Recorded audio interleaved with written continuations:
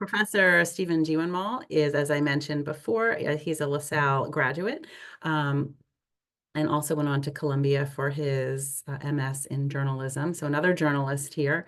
And he is teaching two writing intensive courses in the communication program, news reporting and public relations writing. And you might think, oh gosh, how could you ever use technology for some of these courses? He's also teaching presentation skills, and he has a little tip for you that was pretty amazing when I when I saw it. So some other ways that we can use some of these technologies to improve our feedback to students. Stephen, are you? I'm here. Oh, there you are. Okay, yes, you had to say something for it to switch screens for me. So, Hi everyone. Happy Diwali. So that's why I'm dressed up today. It's a pleasure to be with you all. And as Elaine mentioned, I was a student here. I was a journalist for many years, and then I transitioned into public relations, and I've been teaching here. This is my third year now. So I teach Com 206, which is a news writing and reporting class. I also teach Com 357, which is a public relations side. So I don't really have slides, but I do want to share my screen if that's possible. So what I want to talk to you today about is, let me see here. Oh, I can you do should this. be good now. Yep. Okay, cool. Essentially how AI is addressed in class. So I teach primarily media and journalism. I also do teach presentation skills as well. And then talking about how we introduce that in the classroom and how we teach it, and then how to prevent unapproved AI use. I think Val did a great job of kind of setting the tone. So I'm going to try to avoid copying what she said. But I will say that when I was a professional reporter, I used AI, and quite frankly, it saved my life many times on deadline. I was a television reporter, and you only have so much time to get a story together, find what are called sound bites, and kind of putting things together. I was a one-man band, so I didn't have anyone editing for me or shooting for me. I was doing all of it by myself. And so AI really came in clutch when I was putting things together on short notice.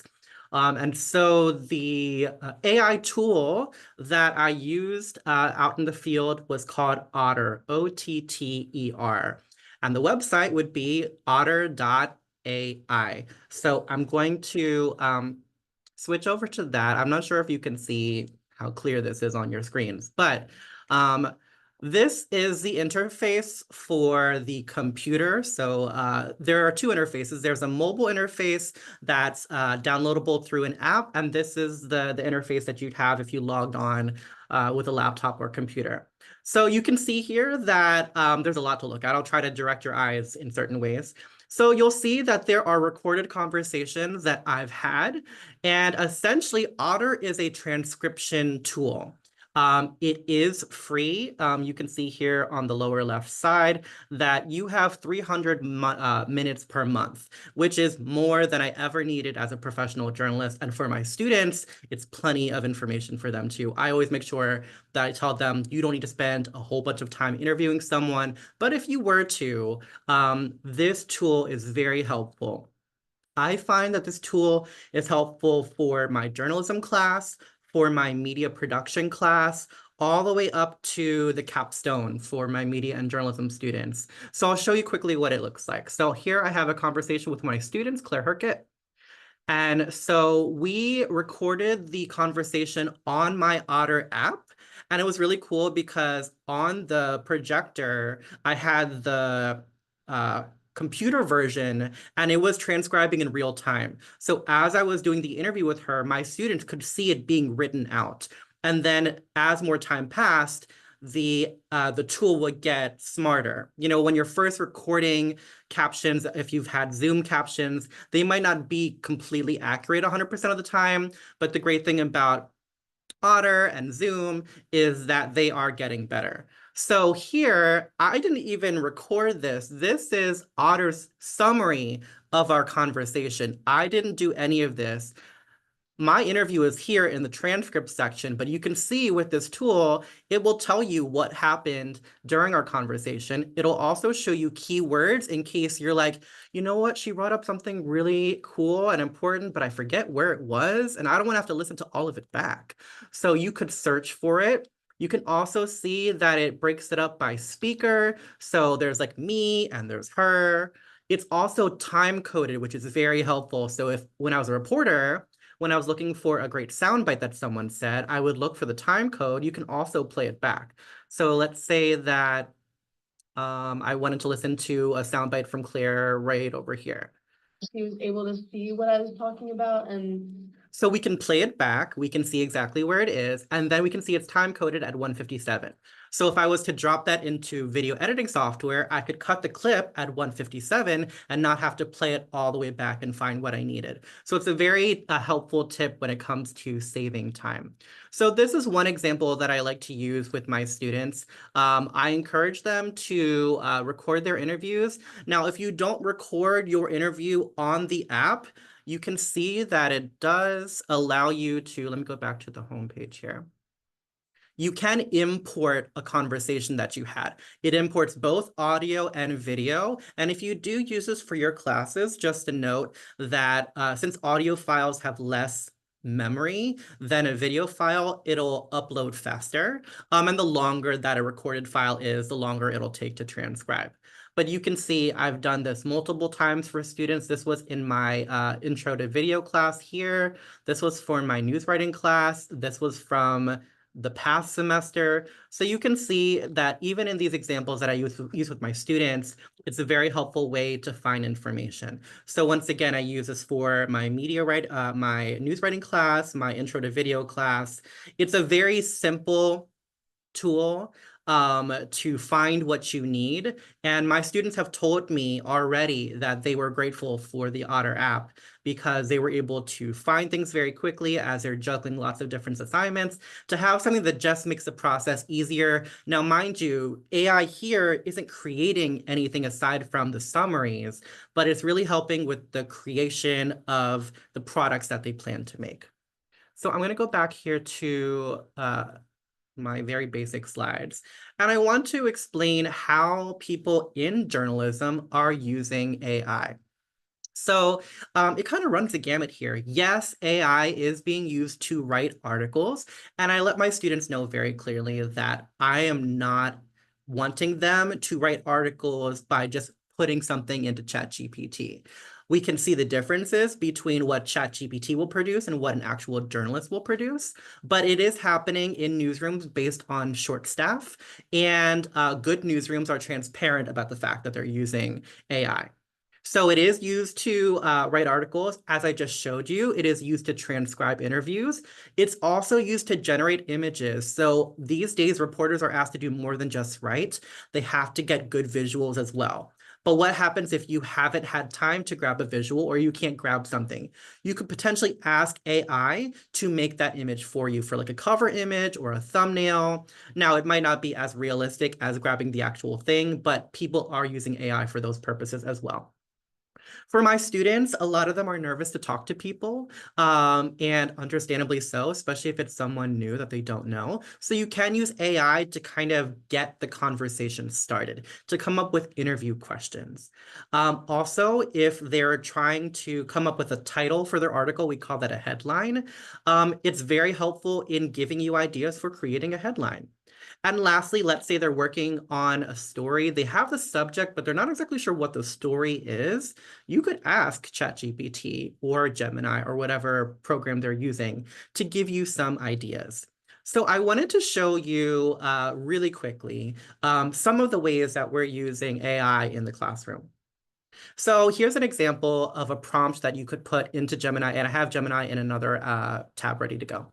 So let's say that we were trying to come up with some interview questions and we want to do a story about baseball, right? So we can tell Gemini, write a list of at least 10 questions I can use to interview LaSalle University's new baseball coach, David Miller, as the team returns in the 2025-2026 school year.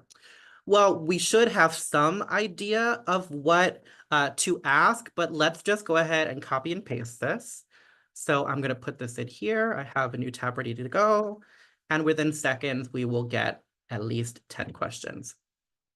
So you can certainly use this as a foundation, as a background. Of course, AI is only going to grab what it has found on the internet. Obviously, it's very prompt-based, so they might not know everything about this specific coach. So it shouldn't be used to rely heavily on.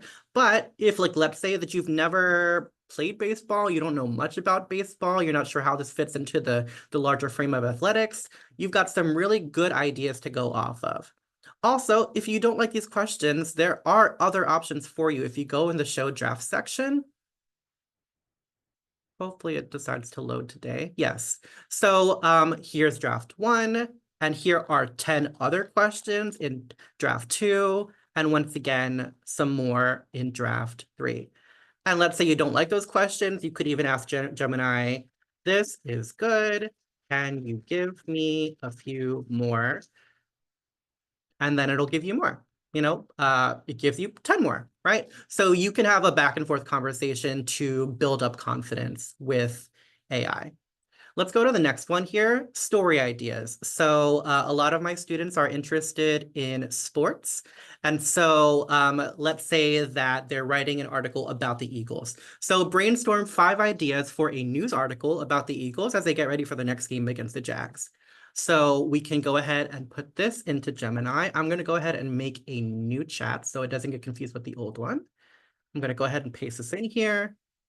And within seconds, once again, we get some idea. I would also want to make sure that the person putting in the prompt has some basic knowledge. Sometimes ChatGPT or Gemini isn't fully up to date on the team. So it might have the name of an old coach or an old quarterback or an old score, or it just might make up something, as we know. So it's always good to have that grain of salt whenever you're coming up with these prompts and these answers. So you see lots of great ideas here. And once again, you'll have multiple drafts in case you don't like these ones. So once again, there are 3 options here. Let's go to the next idea, which is an article draft. Now, I don't tell my students to do this. However, I do want them to see the difference between what they produce and what AI can produce. So we know that the election is upon us, and I am having my students do election stories for the upcoming week. So let's say we're doing a story about the Senate race. Write a 500-word article about Pennsylvania's Senate race between McCormick and Casey. Discuss the importance of the race when it comes to political party power in Congress. So once again, I'll copy that. I'll drop it in here, make a new chat. And it's kind of crazy how quickly it comes up with things, but this is interesting. It says I can't help with that right now. So that's good to know. However, if you were to drop this into a ChatGPT, I'm not sure the same warning would show up. So it's important to know that depending on the platform, you may or may not get a response that you want. So I'm grateful that it's not coming up with something right now. The last thing I want to show you is AP style. So AP style is essentially the writing style, the format that journalists and public relations professionals use. AP stands for Associated Press. So I am very mindful of how students are writing in this style. And to be often, students have to do a lot of unlearning when it comes to AP style because it kind of is counterintuitive to some things, but some things are just proper grammar. So let's say that a student wants to have another pair of eyes on their assignment. So let's say they wrote this sentence and just right before it, correct this in AP style. I'm going to drop this into a new chat. And interestingly, so in Gemini, it just fixes it for you. In ChatGPT, it'll explain why the changes have been made. So I would say, I think students should feel encouraged to play around with the answers in different platforms and in different programs. But here it gives you a perfectly useful idea. In fact, I would write it differently than this. I would write Joseph James, comma, 20, comma, and then continue on, but there are many ways to write it appropriately. So these are just some of the ways that news journalists and journalism students are using AI. And I think that's all I had for here. I wanted to leave you with Zoom. So Zoom is doing something that's really interesting too. I don't have it pulled up, but I can just describe it. So I'm teaching presentation skills, public speaking, and Dr. Smith is on the call, and Dr. Smith said, record the students using OWL technology, which is kind of that camera that has that like panoramic view, and connect it to Zoom. So I would pull up my Zoom account, I would connect it to the OWL, and then as my students are speaking, I'm recording the meeting, the OWL is capturing them and their sound, and then it gets sent to the cloud. When it gets sent to the cloud, I am able to look at the recording to not just see the video, but what Zoom is doing now is it is also transcribing the recording, and it's doing what Otter does as well, which is summarizing the video, which I think is really, really interesting. Now, it's not entirely accurate. I think it also depends on how loud the student is and how close they are to the camera. Some of our students are a little softer speakers, so it might not capture everything, but you'd be surprised how accurate Zoom is with not just the transcription, but also the summary.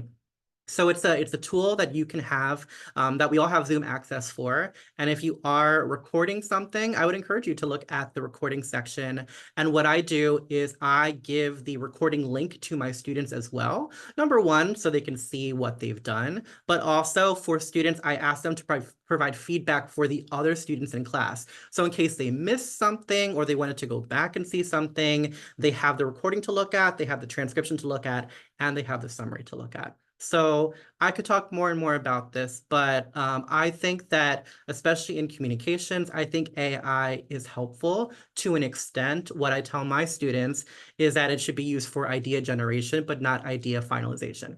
So we want to make sure that students feel prepared, encouraged, compelled to use it as a starting point. And then it's really up to them as critical thinkers, as journalists, as PR professionals, to really put their spin on it, to make it feel human, and then to put together a piece that would rival anything that comes from AI. So that's it for me. I'm sure that we have questions as well, but thank you for giving me the opportunity to talk about AI.